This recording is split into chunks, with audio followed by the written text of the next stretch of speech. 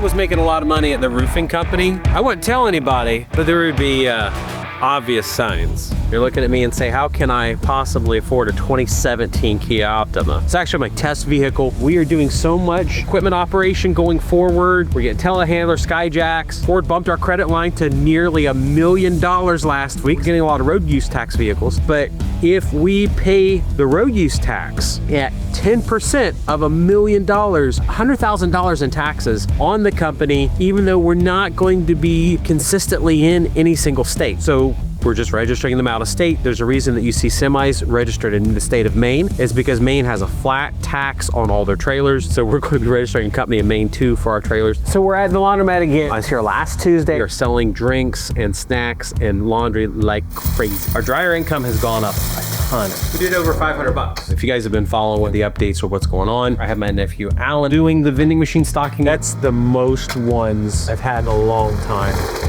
Nice. My channel's growing again slowly. I wanted to show you the last video that I did as of today. This is 9 days ago. It's made $407. And my last short that I posted has now got 8.5 million views and made me $615. So in the past, let's say week, I've brought in $1,000 off social media. So I'm trying to get to the point that I'm recording more videos and showing you guys whether they make money or not. My production costs still remain high. We've got some videos I'm going to be doing in the near future on my roofing company. We're doing work at a charter school in Rockford, a maximum security prison up in Minneapolis, and we're also doing a military base outside Memphis, Tennessee right now. So our roofing company's doing very, very well. We'll have some videos on it. YouTube's making, or it's just at least breaking even right now. My production costs continue to be very high. And part of that is filming YouTube shorts, because YouTube shorts are mostly being watched by kids between 14 and 18, but the overflow goes to my longer videos, brings in more engagement. So I'm gonna shoot a short real quick and we'll see how much money it makes. I'm also starting to buy some of my subscribers vending machines too, so I can go and collect money from theirs. Alan's been doing a great job stocking the machine. From what I can tell, our income on this machine has gone up a ton because it's being stocked on a regular basis. So my cleaning crew's doing a pretty good job of taking care of the place, and that's pretty full of money. It was last Tuesday since we came out here, so this is 1 week worth of drink machine money. And we're seeing an uptick in how much money this machine is making. I intend to get another Royal Generation 3, just like this one, put it over there where my Dixie Narco 276E, the compressor actually melted recently on it. But I want to get a Pepsi branded machine and set right next to here. So we've got a Coke and a Pepsi machine, and then face off against each other on how much sales each one gets. I think it'd be a good comparison. I've also got some other machines we're setting up right now just to get more content, even if it means that I just give some machines away. Looking to grow the YouTube channel more this year and get into other business types.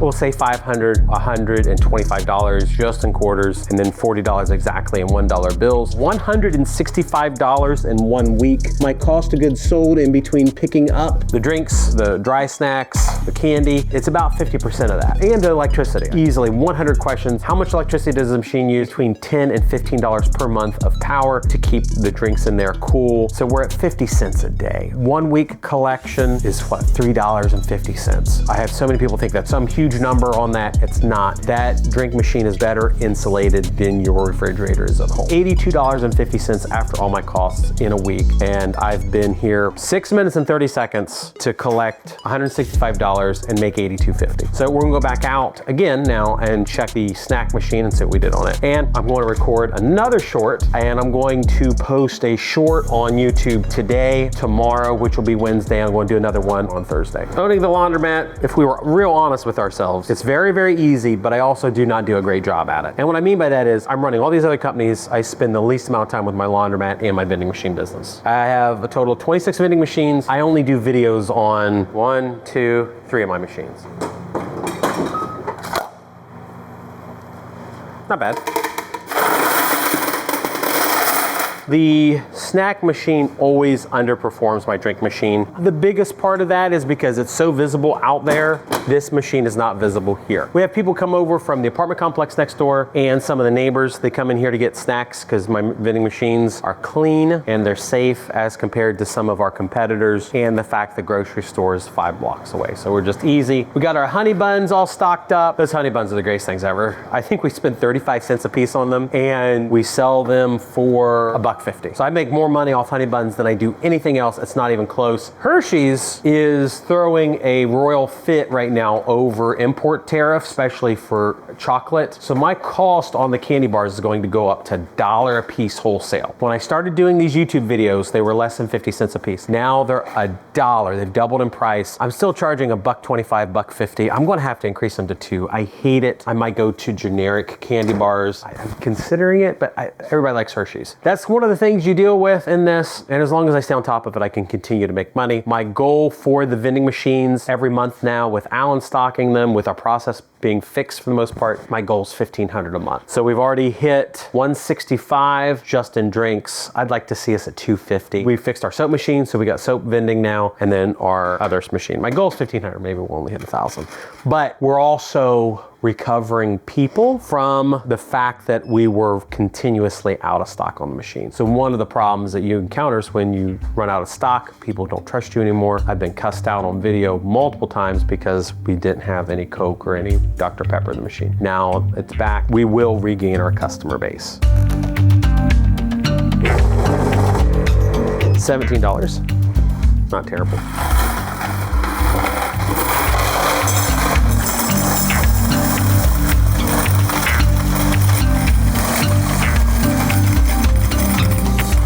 We'll run that through just to show what we made over the last 2 weeks. We started off at $32 from last week, so this will be 2 weeks on this. It's probably cheating. I want to end at $250, $286, $71.50.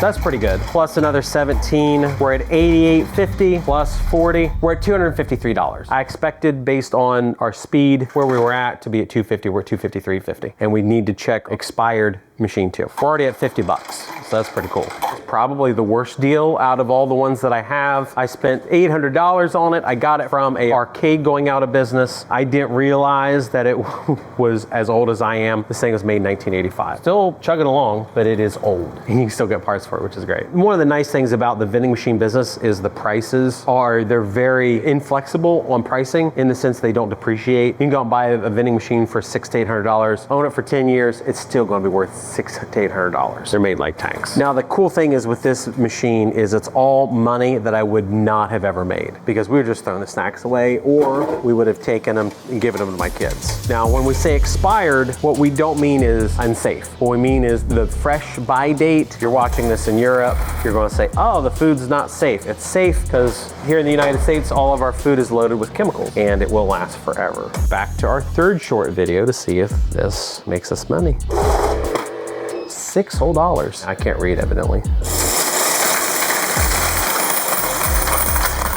75 quarters. $18.75 plus $8, $26.75. And I'm guessing that's about 2 weeks. So if we would multiply that by 26, it's an extra $700 a year on a machine selling stuff that we normally would destroy, give away, or not make money on. This is 1 week in those 2 washers. That's a ton of quarters. Let's go in and just see how much we made off these 2 washers. They break down pretty regularly, which does not inspire confidence for my customers. I paid $1,500 5 years ago for those 3 washers. We probably spent a good $1,000 of maintenance on them, so $5,500 all in, and they make really good money. So let's just see what these did in 1 week.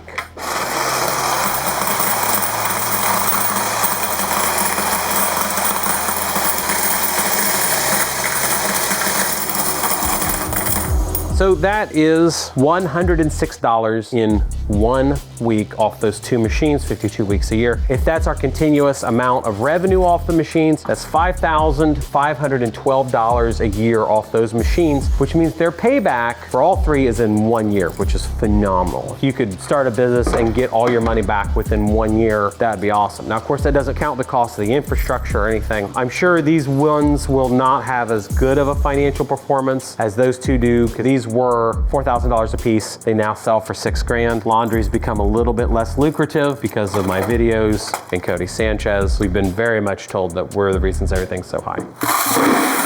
That's pretty good. This one's really good. This one has more money than the other one.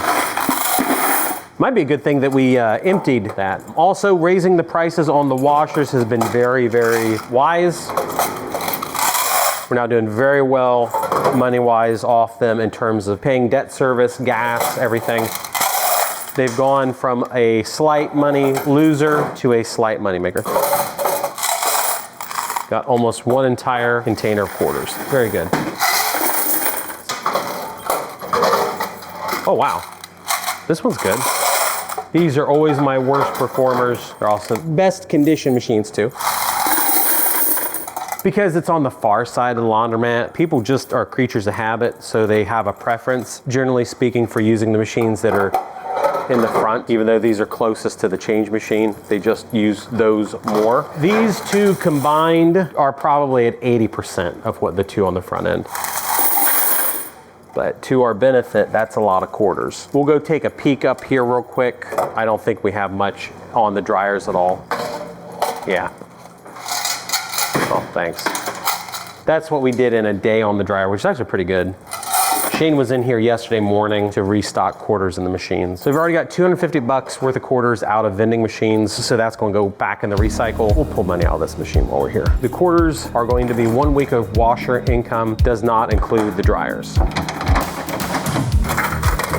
Yeah, we're down to like maybe $50 in there, maybe 75. 1 week's worth of bills, absolutely fantastic. First week of the month, I'll hope that we do $1,600 to $1,700 today in bills. And if you notice, I have not sold the laundromat. The buyer fell through, so I'm going to retain it, potentially look at another one. With the economy, stuff's getting nice in the sense that there's opportunities out there. I'm happy about that. Not that people are going to lose their jobs, just that there's more opportunities for people that have been in business for a while. It's a ton of money. I think we'll do between $1,500 and $1,700. If we do under $1,500 in bills, I will be disappointed severely. So I've said this is a week worth of quarters. This is not a week worth of quarters. This is Friday, Saturday, Sunday in washers. The bills will be for a week. Shane came in Friday and restocked all the machines. So we have gone and almost cleared out all of the quarters in the machines.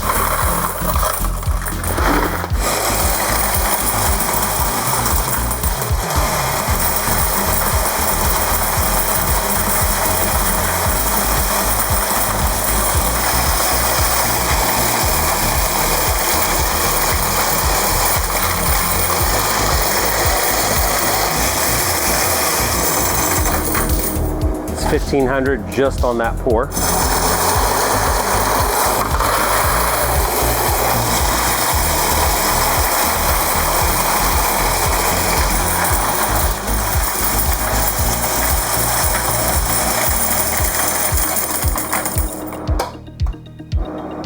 $424 that we had in before, plus this number, we end up at $714 in revenue just off the washers since Friday. So that's pretty dang good. You know, we're early on a Tuesday, so that was Friday, Saturday, Sunday, Monday. Who knows what the dryer income was? Say for 4 days, it's $178 per day, 30 days in the month. That'd be $5,358 in revenue just off washers this month. Dryers usually account for an extra 25 to 35%. So I'll multiply that number by 1.35. We end up at $7,234 for the month, excluding vending machine income. So what we're going to go do right now is sort the bills and see where we're at in terms of total revenue over the last week. I did see probably $120 in here in sequential 20s, which means someone probably came in and just used our machine to get quarters, which I never like that. Now, having said that, I can just buy quarters off my car wash because we have a surplus of quarters almost every month. So I usually have, you know, like a bucket sitting around somewhere at the car wash. So we'll go through and see, maybe, hopefully we'll be over 1,500. I would like to see 1,700, but let me know in the comments section you think that we can do it.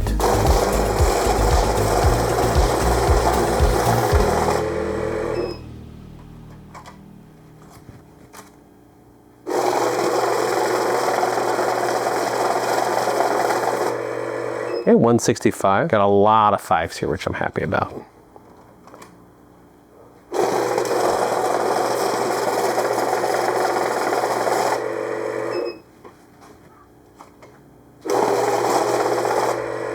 Cool.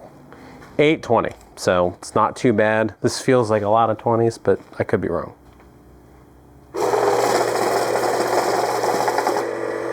Awesome, 20 bucks short of my goal. I'm pretty happy about that. 1680 total in revenue for this last week, first week of the month, so it's usually a little bit higher. My goal is 1,500 a week, just in the washer, dryer income. Vending machines, my goal is 1,500, $1,000 or more likely as we build the business back up. That would put us at 7,000. 2 apartments upstairs, $1,350 a month. That put us at $8,350 per month. If we can keep that pace up, that would be $100,200.